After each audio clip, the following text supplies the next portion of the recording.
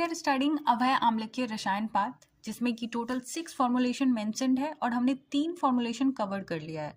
अब बचा है आम्लक रसायन, हरितकी योग एंड हरितक्यादि रसायन।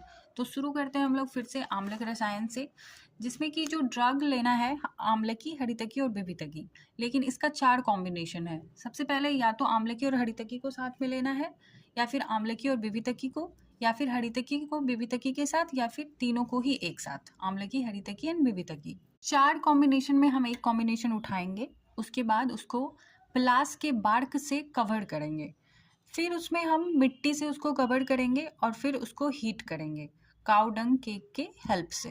उसके बाद क्या करना है, remove the seed from the fruit of haritaki, amalaki and vibhitaki and collect their pulp in the quantity of 1000 pulp and crush well.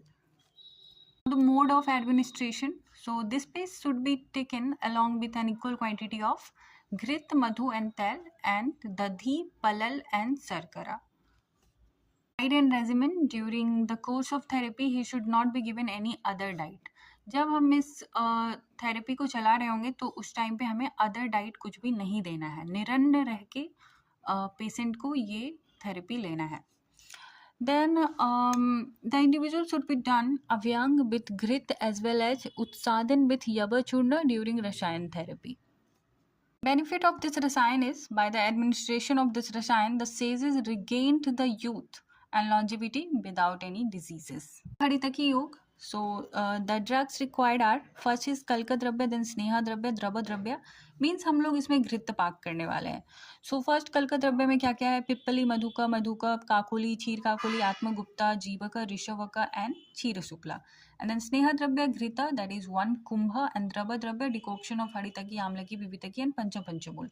पंचमूल 10 पल हमने ब्रह्म रसायन में भी देखा था।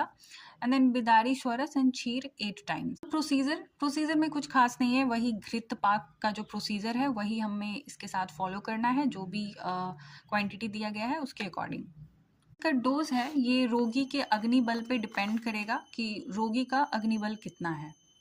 Now the diet during this therapy, he should given Sastika Sali with milk and ghee as diet and Ushnodak as anupan. Now the benefits, so by this one is freed from the fear of old age, diseases, suffering and spells, and attains excellent physical strength. His senses and intellect are unhindered in all his activities and he enjoy a full life and good health.